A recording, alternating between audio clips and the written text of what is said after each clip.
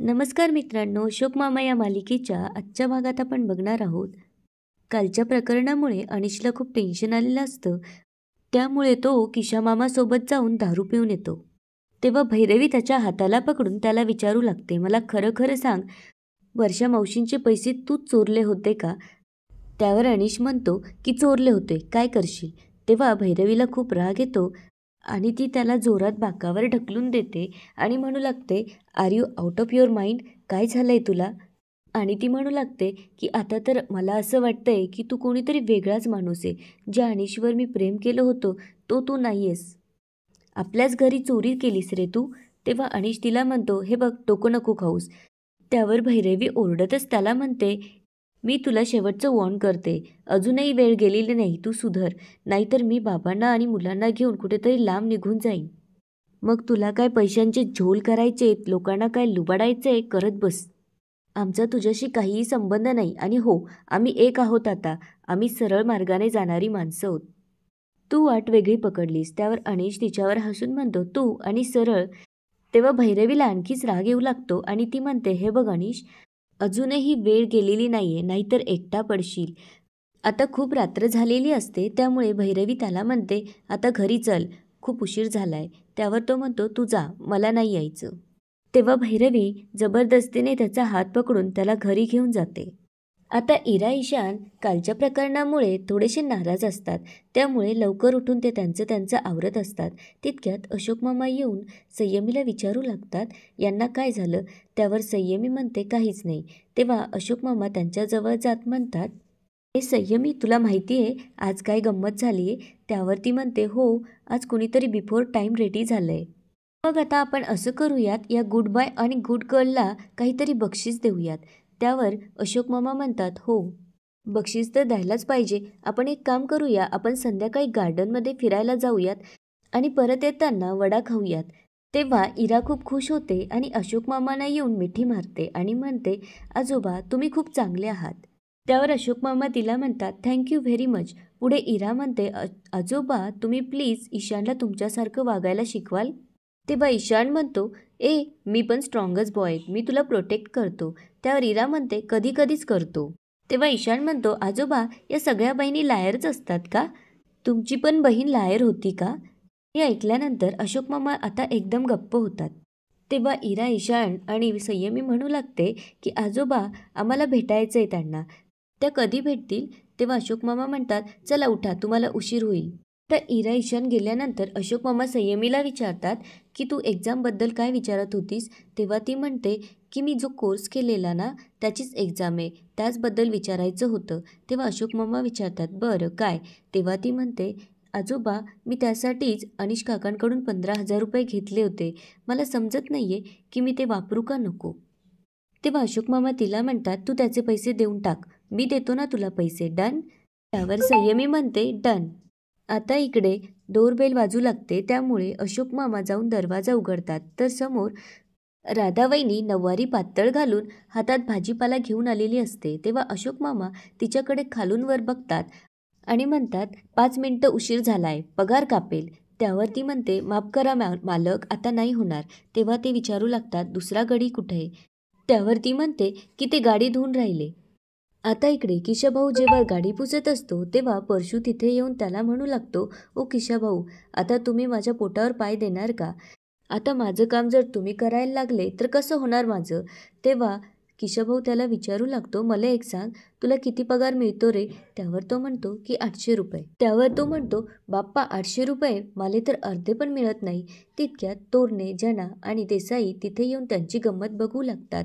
तेव्हा तेव्हा परशू म्हणतो, तुमचं कामच तसं आहे ना, अर्धवट.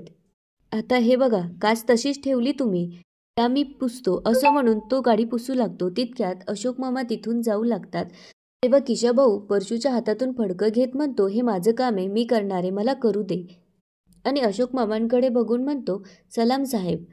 तेव्हा अशोक मामा त्याला म्हणतात, काम कर, असं म्हणून आता अशोक मामा तिथून निघून गेलेले असतात. तेव्हा तोरणे, देसाई आणि जना म्हणू लागतात, बघितलंत का सरडा कसला रंग बदलतोय? तेव्हा देसाई म्हणतात, चला चला, आपल्याला उशीर होतोय, मीटिंगला जायचंय, असं म्हणून ते तिथून निघून जातात. आता इकडे अनिश जेव्हा झोपेतून उठतो तेव्हा त्याचं डोकं दुखू लागतं. त्यामुळे तो किचनमध्ये जाऊन लिंबू पाणी बनवत असतो.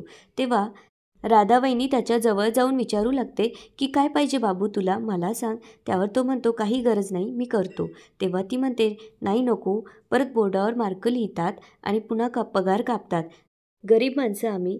तेव्हा अनिश म्हणतो ठीक आहे कर तू, असं म्हणून तो बाजूला जाऊन बसतो. आता राधाबाईंनी त्याच्यासाठी लिंबू पाणी घेऊन येते आणि विचारू लागते कसं झालं पहा बरं, साजरं झालं ना. तेव्हा अनिश तिला विचारतो की भैरवी कुठे गेली. तेव्हा राधाबाईंनी म्हणते सकाळी सकाळीच कुठेतरी गेली. तेव्हा तो विचारतो कुठे. तेव्हा ती म्हणते की काम शोधायला जातो असं म्हणून गेली. आता इकडे संयमी अनिशजवळ येऊन म्हणते काका मी निघते. तेव्हा तो विचारू लागतो इरा ईशान. त्यावर ती म्हणते की ते मगाशीच गेले. पुढे ती म्हणते काका अजून एक, आजोबा म्हणालेत की ते मला पैसे देतील असं म्हणून आता संयमी अनिशने दिलेले पैसे परत करते. त्यामुळे आता अनिशला खूप राग आलेला असतो आणि तो तिला विचारू लागतो मी पैसे दिले तर काय प्रॉब्लेम आहे. तेव्हा संयमी म्हणते काका ऐक ना, मला या गोष्टी खरंच कळत नाही, पण आजोबा म्हणाले की तुझे पैसे परत दे, त्यामुळे हे पैसे घे असं म्हणून आता संयमी तिथून निघून जाते. संयमी गेल्यावर अनिश हातातला काचेचा ग्लास जोरात फेकतो. त्यामुळे राधा मामीलाही भीती वाटू लागते. आता इकडे सोसायटीच्या ऑफिसमध्ये जेव्हा प्रभूबाई बसलेले असतात, तोरणे तिथे येऊन त्यांच्याजवळ एक कागद देत म्हणतात प्रभूबाई हे बघा. प्रभूबाई जेव्हा तो कागद हातात घेतात तेव्हा अनिशचा फोटो छापलेला असतो आणि लिहिलेलं असतं या माणसापासून सावधान. तेव्हा प्रभूबाई आता खूप खुश होतात आणि म्हणतात एक नंबर काम केलं तुम्ही तोरणे. आता आपण असं करूयात, आत्ताच्या आत्ता जाऊन नोटीस बोर्डला ही कॉपी लावूयात. त्यावर तोरणे म्हणतात नाही प्रभूबाई आत्ता नको, रात्री लावूयात. आता जर माझगावकरांनी पाहिलं ना तर खूप मोठा प्रॉब्लेम होईल.